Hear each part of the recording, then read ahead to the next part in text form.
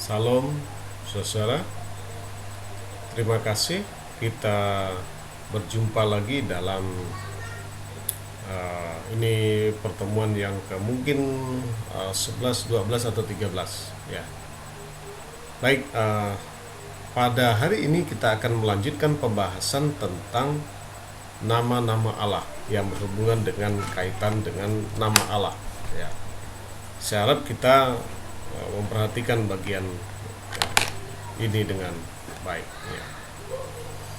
Ya, perhatikan bahwa sebenarnya ada banyak macam nama Allah ya. Kalau kita lihat dalam Alkitab sendiri, kenapa ada pengagung nama Yahweh yang menuliskan pendapat bahwa sebenarnya Tuhan itu memiliki nama bukan Yesus tetapi Yahweh, sehingga kita harus menyembah Yahweh bukan menyembah Yesus misalnya. Nah, berbagai macam nama-nama Allah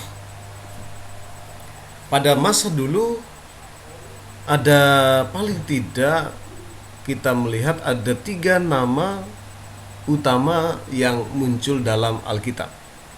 Ada Elohim, Yehovah, dan Adonai. Kemudian ada juga, ya perhatikan, ada penggabungan nama seperti Yehovah Elohim, kemudian Adonai Yehovah, kemudian Yehovah Sebaot. Ini nama penggabungan yang muncul di Perjanjian Lama. Namun dalam Perjanjian Baru, nama lengkap Allah adalah Bapa, Anak, dan Roh Kudus ya. Dan julukan pribadi kedua dalam Trinitas adalah Yesus Kristus. Perhatikan nama utama Allah yang Elohim tadi. Kalau kita melihat ya pada histori ya, pada histori eksegesa, sebetulnya Elohim ini, El itu Allah, Eloh itu Allah, kemudian Im itu memiliki pengertian akhiran yang jamak. Jadi Elohim ini kalau letterlet kita terjemahkan adalah Allah yang jamak ya, artinya itu sudah mengacu kepada pengertian bahwa pribadi Allah itu 3.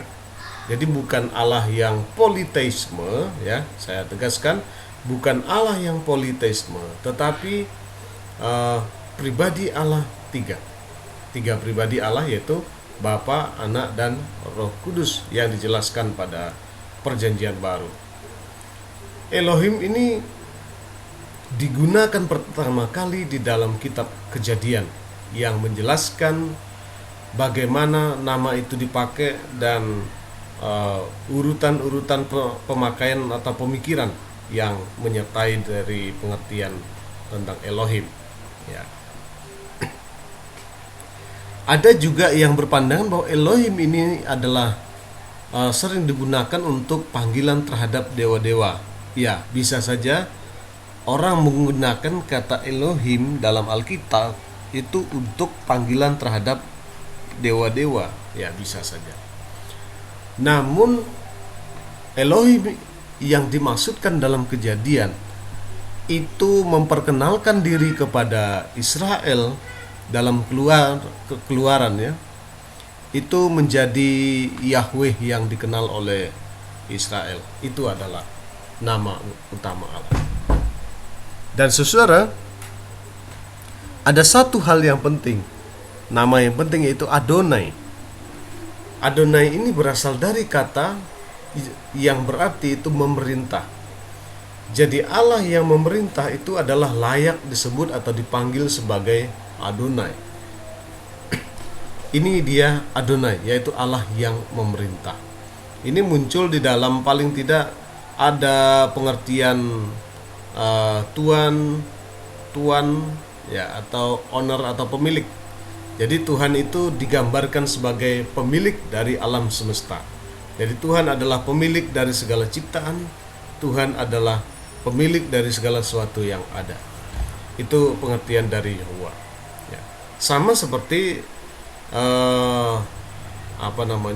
Adon juga memiliki pengertian yang diterjemahkan sebagai Lord atau Tuhan. Ya, ini agaknya salah, guys. Lord, Tuhan, yang menunjuk kepada Allah sebagai Tuhan atau pemilik dari segala sesuatu.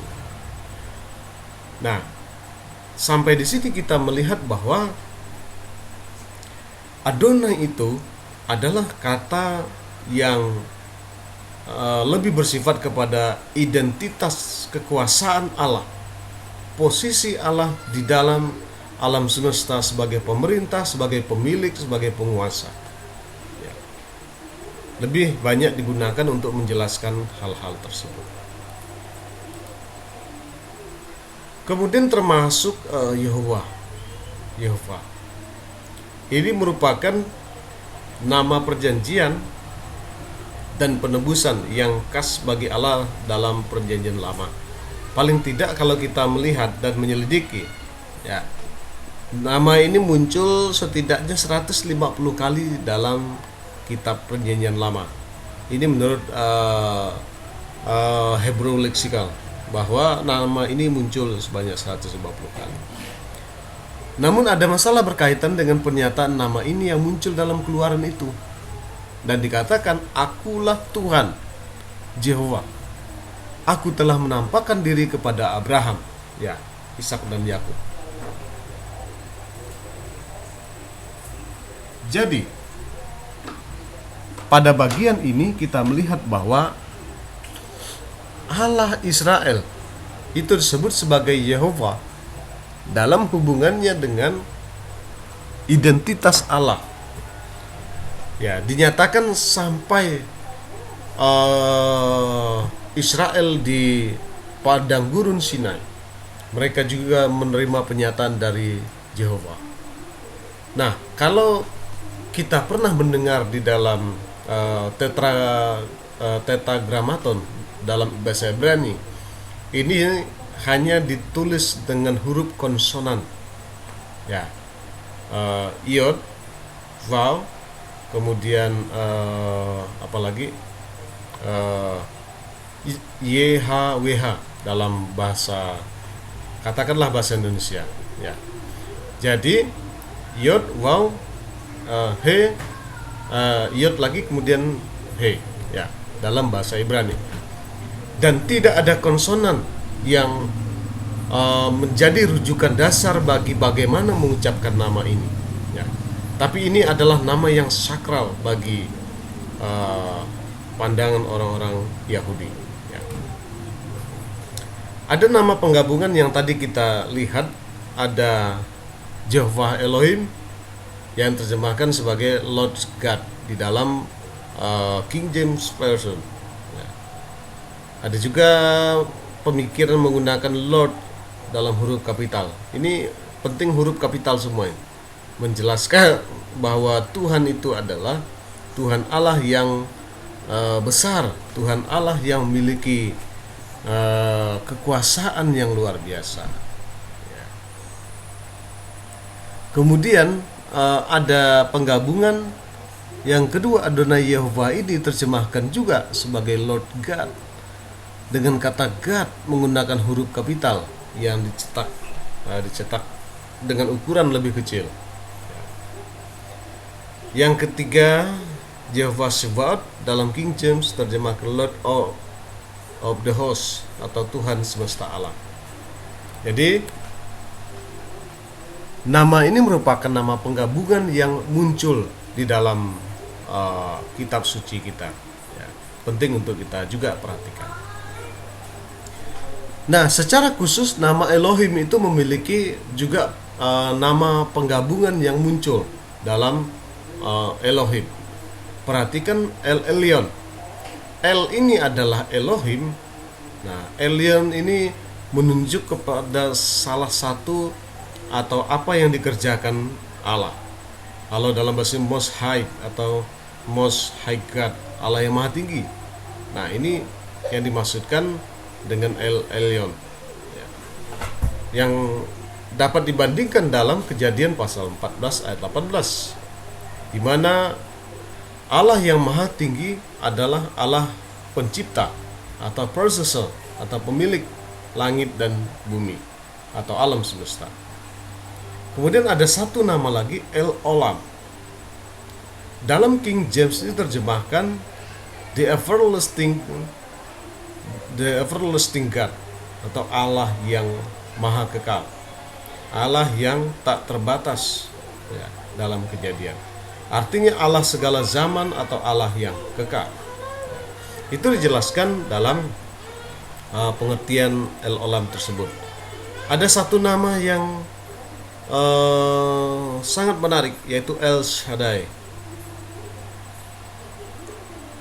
Diterjemahkan dalam King James itu sebagai Almighty God, Allah yang Maha Kuasa. El Shaddai, ya. Seorang teolog Scofield berpendapat bahwa kata Shaddai berasal dari kata dalam bahasa Ibrani shad atau dada, atau semagian dada wanita misalnya, ya. Dan ini menjelaskan, mengemukakan, ya, bukan arti pornografi, ya, tetapi mengemukakan Allah sebagai pemelihara atau penyokong, sebagai bentuk kegiatan Allah yang memiliki tanggung jawab dalam pemeliharaan itu. Sehingga nama itu lebih baik diterjemahkan all sufficient, atau Allah yang mencukupi atau memenuhkan segala keperluan. Nah, sehingga definisi maha mencukupi ini mungkin lebih tepat, ya, menurut Scofield, daripada Almighty God atau Maha Kuasa. Nah, berikutnya beberapa gelar-gelar dari Jehovah. Jehovah Jireh yaitu Allah, ya, yang menyediakan biasanya. Kemudian Jehovah Rob-Ker, Yehova yang menyembuhkan. Kemudian ini adalah kedamaian. Kemudian Sitkenu adalah kebenaran. Kemudian Syamah itu hadir. Ra'ah itu ada, Yehova Ra'ah itu adalah gembalaku. Jehovah Nisi adalah panji keselamatan. Ini yang sangat sering muncul di dalam kaidah-kaidah kitab suci, khususnya pada perjanjian lama, ya. Beberapa juga julukan di dalam perjanjian lama, ya, yang muncul, ya, ada gelar seperti suami, bapa, menara, batu karang, tempat perlindungan, pelepas, penyelamat, hakim, dan raja. Ini pun merupakan julukan, ya, yang muncul. Ini hanya istilah untuk menggambarkan sesuatu. Kemudian ada nama Allah dalam perjanjian lalu. Yang pertama ini Theos. Kita mengenal bahwa Theos ini bisa dimiripkan sebagai Elohim atau Elyon. Ya, nama dalam bahasa Yunani adalah Theos, yang merupakan nama paling umum dari Allah. Seperti juga nama Elohim. Nah, nama ini juga mungkin saja merupakan penyesuaian dari nama ilah bangsa kafir. Bisa demikian. Ya. Ini Theos sebanding atau secara Elohim dalam perjanjian lama, ya. Ada Kurios, ya, karena ini dalam bahasa Yunani. Nama Yahweh dieksplisitkan beberapa kali oleh variasi dari bentuk eksplisit seperti Alfa dan Omega. Yang dulu ada, yang sekarang ada, dan yang akan datang ada, digambarkan dalam Wahyu. Nah, di dalam perjanjian baru,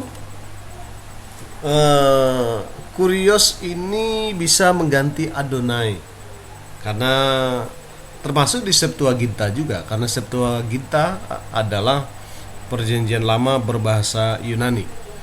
Jadi Kurios merupakan bentuk penulisan tentang Yahweh atau Adonai dalam perjanjian lama. Nah, kemudian pater atau bapa ini dalam perjanjian baru itu muncul. Umumnya dalam tradisi Yahudi, mereka dapat menyebut Tuhan itu adalah bapa mereka, karena dalam konotasi pemikiran hubungan antara mereka berpikir hubungan antara mereka dengan Allah itu begitu dekat, begitu intim, sehingga mereka merasa bahwa Allah adalah bapa mereka, ya, yang patut mereka sembah. Kemudian pencipta, paling tidak dalam perjanjian baru muncul 2 kali, di dalam Roma maupun dalam Korintus. Ini menjelaskan kepada kita bahwa pencipta itu adalah oknum yang memiliki kekuasaan atas alam semesta. Dia adalah pencipta. Oke, saya kira tentang nama-nama Allah dapat kita perkenalkan dalam beberapa penyelidikan tertentu terhadap nama Allah. Nah, kalau kita menyelidiki, kita harus berpandangan bagaimana pengikut nama Yahweh dapat menyimpulkan bahwa nama Tuhan yang benar itu adalah Yahweh. Ini menjadi kritik kita semua. Oke, kita lanjutkan materi kita. Konsep keesaan dan trinitas ini adalah bagian yang sangat rumit untuk dibicarakan maupun diperdebatkan. Saya kira keesaan dan trinitas Allah itu adalah suatu konsep yang kita pahami, tetapi untuk dijelaskan kepada orang di luar keimanan itu agak sangat sulit. Namun biarlah kita memiliki pengertian bahwa di dalam Allah yang Esa, ya, termanifestasi dalam 3 pribadi. Yang sering kali saya katakan, jangan pernah kita menyamakan pribadinya Allah itu dengan pribadinya kita manusia. Itu pasti berbeda, jauh sekali berbeda, ya. Tidak bisa disamakan. Berbeda, sangat berbeda. Status keilahian Yesus Kristus dalam Alkitab agak diragukan oleh beberapa pengamat. Namun Alkitab menyebut dia sebagai Allah. Filipi pasal 2, Paulus mengatakan yang walaupun dalam rupa Allah tidak menganggap kesetaraan dengan Allah itu sebagai milik yang harus dipertahankan. Perlu diketahui bahwa Yesus tidak pernah secara langsung menyatakan keilahiannya. Makanya kalau kita selidiki kitab Injil secara historis, tidak ada Yesus berkata, "Akulah Allah." Namun Yesus benar-benar menyadari bahwa dirinya adalah Allah. Ya. Yesus menyatakan bahwa ia memiliki apa yang menjadi milik Allah. Berbicara tentang malaikat Allah, kemudian salah satu bukti, ya, ini pembuktian. Nah, kalau Anda ingin bukti, ini adalah bukti. Berbicara tentang malaikat Allah, berbicara tentang surga, kemudian berbicara soal malaikat, ya, kemudian menganggap kerajaan Allah serta orang-orang pilihan Allah sebagai miliknya. Nah, kalau gitu dia adalah milik. Kemudian dia dapat mengampuni. Nah, siapa yang di dunia ini dapat mengampuni? Tidak ada. Ya. Tidak ada seorang pun yang dapat mengampuni. Ya, tidak bisa. Kalau bukan Yesus itu tidak mungkin dapat mengampuni. Ya. Orang-orang Yahudi mengakui bahwa hanya Allah yang dapat mengampuni dosa, jelas. Ya. Roh Kudus dapat dipertukarkan dengan penyebutan Allah. Beberapa ayat Alkitab juga menunjukkan bahwa Roh Kudus adalah Allah, jelas ya. Perhatikan kisah Rasul, ini bukti-bukti yang perlu Anda bisa selidiki nanti ya. Setelah ini bisa Anda menyelidiki pelan-pelan untuk mendapat rujukan bahwa benar mereka memiliki kesetaraan dalam kepribadian.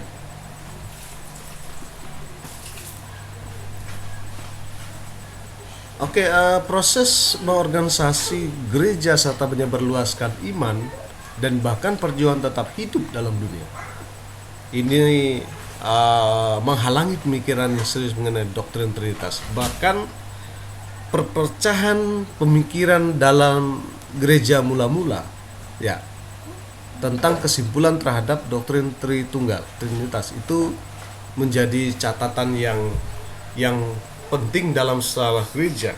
Ada perselisihan, ada perbedaan pendapat, ada konsili yang memutuskan itu ya. Itu menjadi histori bagi kita. Dalam beberapa ayat Alkitab, ketiga oknum ilahi dihubungkan satu dengan yang lain sebagai satu kesatuan dan ditampilkan setara, tidak ada perbedaan ya. Formula baptisan yang diajarkan dalam Matius 28 ada nama Bapa, Anak, dan Roh Kudus. Jadi kesetaraan menunjukkan bahwa tidak ada yang lebih rendah. Dan juga secara historis kita melihat pada abad pertama Masehi tidak ada usaha yang serius untuk menggumuli masalah teologis karena belum ada perdebatan soal ini. Nah, ini ada analogi yang dapat ditunjukkan dalam berbagai bentuk. Ada orang yang mencoba untuk memberikan rumusan rujukan seperti kesatuan cahaya, panas, dan sinar dalam satu saat matahari. Ada analogi yang kedua, ya, analogi yang ketiga ini banyak ya.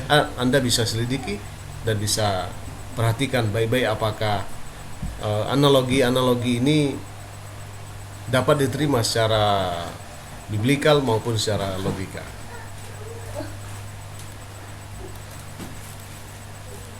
Tritunggal yang ditunjukkan dalam Alkitab jelas menjadi alasan bagi struktur Tritunggal pada alam semesta.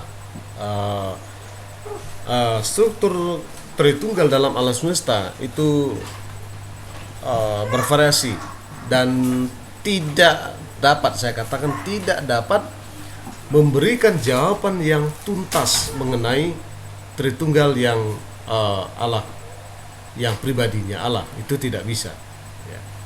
Dan konsili-konsili menghasilkan pernyataan iman yang diterima oleh orang-orang percaya ortodoks dari abad ke abad, itu jelas dilakukan. Ini adalah pengakuan iman konsili Nisea. Perhatikan pengakuan iman dari konsili Nisea berikut ini. Ya, ini Anda bisa baca sendiri. Oke, keesaan Allah. Bangsa Israel merumuskan pengakuan iman itu dalam Ulangan. Ulangan pasal 6 ayat 4 dan 5. Ini merupakan rumusan dari pengakuan iman bagi orang Israel. Orang Yahudi, khususnya para pengikut Muhammad dan beberapa sekte dalam Kristen percaya kepada satu Allah saja tetapi menolak tiga pribadi. Ya, kalau kita boleh sebut seperti ya kalangan Unitarian yang hanya mengakui bahwa Allah itu adalah satu pribadi. Ya, mereka berkata demikian. Seperti saksi Yehova dan pengikut kelompok Concordant Version, ya, mereka mengakui bahwa Allah adalah satu pribadi saja, tidak dua. Di dalam agama-agama terdahulu juga, ya, agama Ibrani khususnya gigih mempertahankan ajaran keesaan Allah, ya, dalam ungkapan yang terjemahkan dengan Tuhan itu Allah kita, Tuhan itu Esa. Ini ada dalam kitab Ulangan. Itu tentang keesaan Allah yang kita percaya bahwa Tuhan itu adalah esa, tetapi bermanifestasi dalam 3 pribadi. Berikutnya kita melihat ketetapan Allah. Umumnya kalau berbicara ketetapan Allah, ini adalah pandangan dari pemikiran Calvinisme. Ya, betul. Bahwa kaum Calvinis biasa menyebut ini adalah sebagai predestinasi. Ketetapan Allah adalah keputusan Allah yang kekal. Ini definisinya. Keputusan Allah yang kekal, yang dengannya dia menetapkan untuk dirinya sendiri apa yang menurut kehendaknya akan terjadi atas setiap orang. Jadi menurut Calvinisme, apapun yang terjadi dalam kehidupan itu adalah ketetapan yang sempurna dari Allah. Allah sudah menetapkan hal-hal ini akan terjadi. Allah akan menetapkan beberapa hal yang pasti terjadi. Saudara-saudara, ketetapan Allah ini mencakup beberapa hal termasuk penebusan. Ini digambarkan oleh sebagai Calvinisme. Kalau Anda membaca buku Edwin Palmer dalam Tulip misalnya, dia menjelaskan bagaimana predestinasi of God itu terjadi terhadap hanya orang pilihan Allah. Jadi pemeliharaan Allah dapat saja tidak mencakup orang-orang yang di luar pilihan Allah. Itu tentang teori dari ketetapan. Ada beberapa perspektif supralapsarian. Nah, ini Anda baca sendiri. Untuk perspektif dari supralapsarian, ketetapan menyelamatkan sebagian orang dan menghukum yang lainnya. Ketetapan menciptakan orang yang akan diselamatkan dan yang akan dihukum. Kemudian ada ketetapan mengizinkan kejatuhan manusia dalam dosa juga. Kemudian ada ketetapan menyediakan keselamatan. Itu hyper Calvinism. Tetapi ada juga golongan lain, ya, seperti Calvinis moderat atau infralapsarianisme berpandangan bahwa ketetapan Allah itu meliputi menciptakan, kemudian mengizinkan dosa itu terjadi, kemudian yang ketiga memilih sebagian orang diselamatkan dan membiarkan yang lainnya. Kemudian ketetapan yang menyediakan keselamatan bagi yang terpilih. Ini pandangan infralapsarianisme tentang ketetapan Allah. Kemudian ada sublapsarianisme. Ya. Mereka mengatakan bahwa ketetapan Allah meliputi ketetapan menciptakan, ketetapan mengizinkan kejatuhan dalam dosa, ketetapan menyediakan keselamatan bagi semua orang, kemudian ketetapan memilih sebagian orang untuk diselamatkan. Nah, ini menurut sublapsarianisme.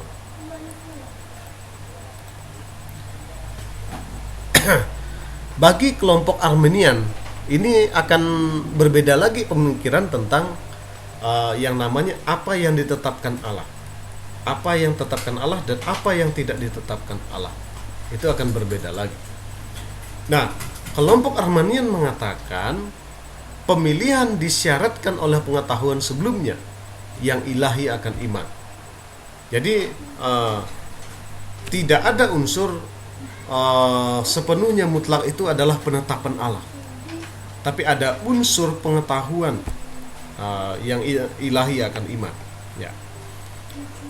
Penebusan akan open atau terbuka bagi semua orang. Jadi tidak ada batasan hanya yang dipilih saja menurut Calvin, tetapi semua orang berpeluang untuk menerima penebusan itu. Dan manusia tidak sanggup mencapai iman yang menyelamatkan kecuali melalui pembaharuan kembali. Kemudian berikutnya, anugerah tidak sepenuhnya berdaya guna dan tidak juga tak dapat ditolak.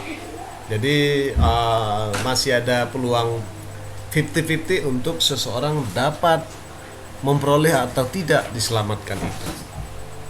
Orang yang telah diperbarui oleh anugerah ilahi sanggup mengatasi segala pencobaan. Ya, ini adalah menurut pandangan kaum Armania. Kesimpulannya, pribadi dalam kealahan membuat rencana yang melibatkan penciptaan materi alam raya yang luas dengan rombongannya. Oke, berikutnya kata-kata yang mengungkapkan tentang ketetapan Allah yang dapat kita pelajari. Mohon diperhatikan. Pertama, bully, ya. Kemudian praginosko, itu dalam teks ya Perjanjian Baru ya banyak muncul. Kemudian protesis, ya. Kemudian ada taso. Taso merupakan bentuk dari kemudian ada prooriso. Prooriso paling tidak muncul di dalam kitab Roma.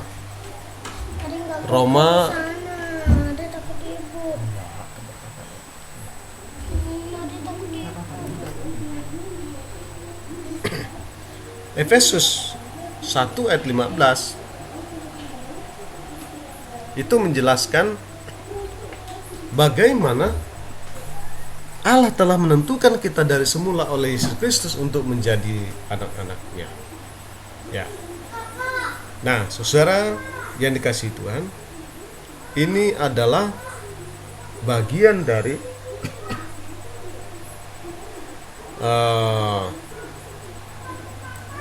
bagaimana kita melihat